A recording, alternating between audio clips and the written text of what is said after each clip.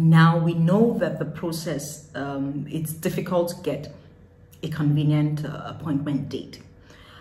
And really, there's nothing that I can do about that. I'm in the same, position as well. But if you require an expedited appointment date, it is possible. Now, there are conditions that the U.S. Embassy and Consulate has provided for people who require like an expedited date. Now, what is an emergency to you may not qualify as an emergency to them. So ensure that you go. I'm going to be listing, some of the conditions that you can actually apply, because if you think your case is an emergency and it does not fall under the category that they actually qualify as an emergency, you will be denied that request for an expedited appointment. So I know that wait times are long, but if you have a need to be in the US as soon as possible, it is possible to do that, and I will tell you how. So basically, there are categories, and I think there are about 4 or 5 categories that have been listed. And the first is medical needs, which is understandable. If you need to travel for urgent medical attention, then you can apply for an expedited appointment date. Now, of course, you can't trick them, you can't maybe lie about this, because you would need to provide a document that shows that you require urgent medical attention in the US. Now, the second one is, let's say, death, or maybe to attend, a funeral. Let's say, you have a close family friend, or maybe a close relative or friend, or someone who died, and, well, I use the word friend loosely. You probably have to show proof why you should be there. But if you do want to attend a funeral, or, someone died and you need to go there and maybe, take care of some things, yes, you can actually apply. And some of the documents, you would need to prove that that person is dead. So you probably need to have maybe like a death certificate, or maybe a letter from the medical director, or just something, from the funeral home, something that, proves that first, this person is dead and is in XYZ location, or wherever they may be. And then you need to prove something to prove your relationship with this person. If it's your wife, you need maybe to show your marriage certificate. And these are documents that you probably would need to support your application for an expedited appointment.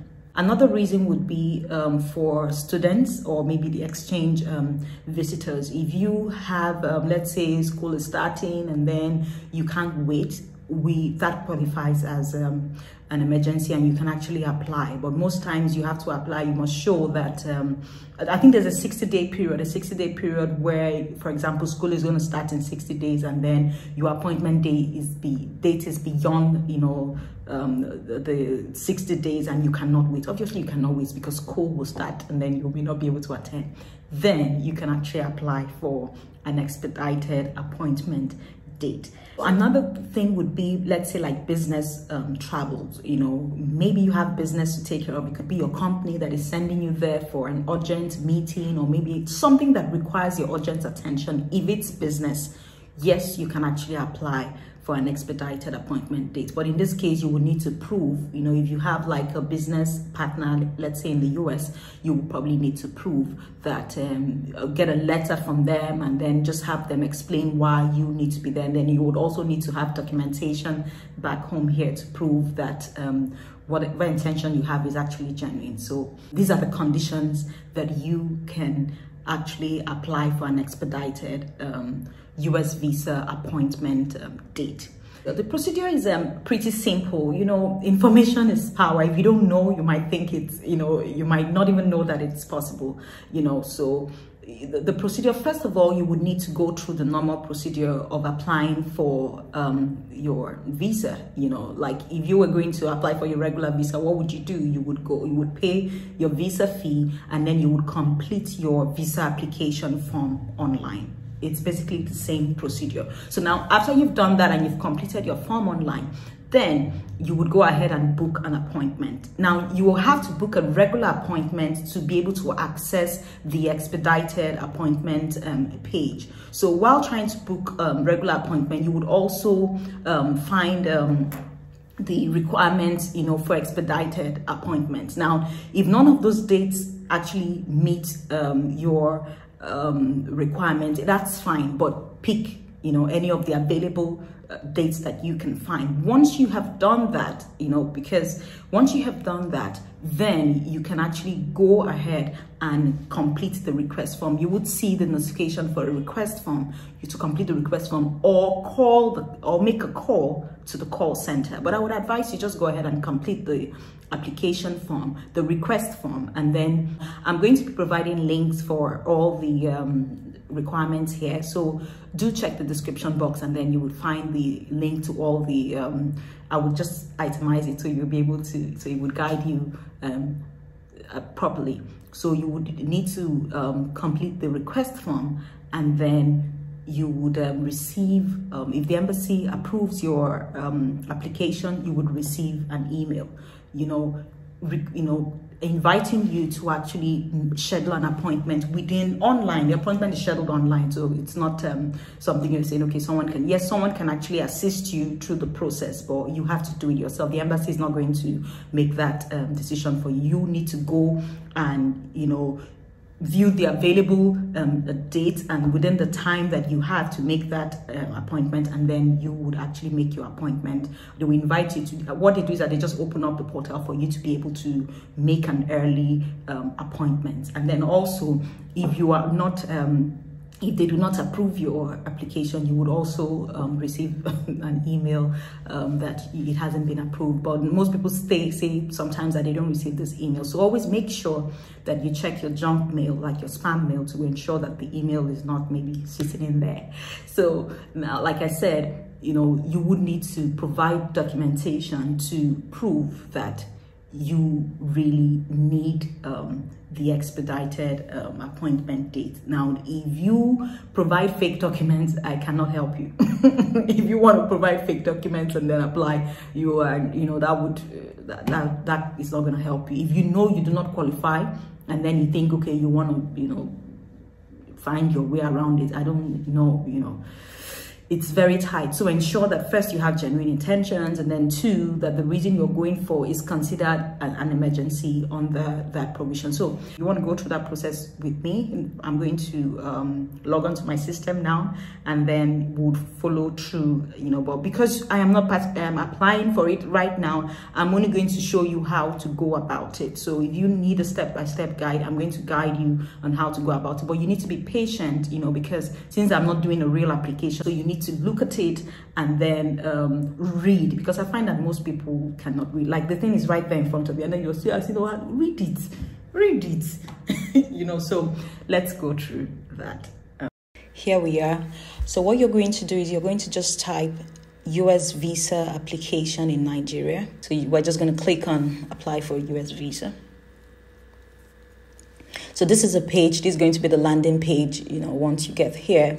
And then you can read. I always encourage people to just read, but if you're in a hurry, like I am, you can move on. So if you do not have an account, you need to, if you do have an account, you log in. But if you do not have an account, then you should actually create one, because that's how you're going to be able to do everything you need to do. And then here you can find the exchange rate, to the dollar. So as of today, that's the US dollar exchange rate. You can see the date. So here, this is where you have everything. You can find out your visa type, the visa fee, bank payment options, everything you need to do, or you need to know. So there we have it, to schedule your appointment. This is where you would schedule your regular appointment. So you just click on that, and then it would take you to this page. Read. I can't help you if you cannot read. So make sure you read, because this is where you'll be scheduling your appointment. But let me take you to the expedited appointment page, so that you would know that it is possible. Most people don't take note of it, but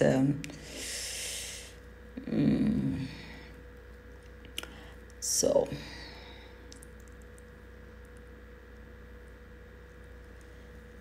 here, that's where you apply for an expedited appointment. So I want to open this up so that you can actually read. So all the information I have given you, it is on this page. So you can read spend your time and read so that you would actually know if your case actually qualifies as an emergency. So I know most people don't like to read, but if you don't read, probably I cannot help you.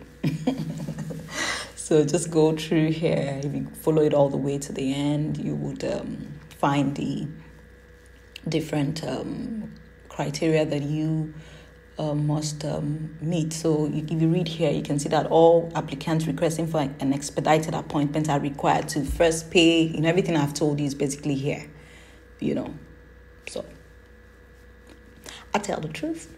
I give you value.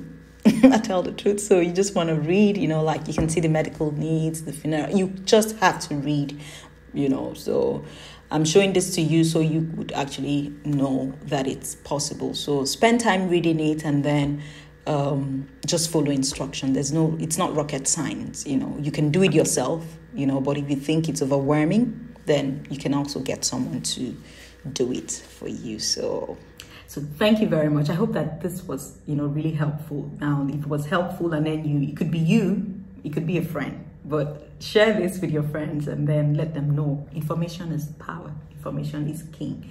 Thank you very much for staying with me today. And like I always say, you can support me. If you like this video, subscribe to my YouTube channel, and also do not forget to hit the like button. It would just encourage me, to know that I'm actually communicating. So thank you very much and have a good day. Bye.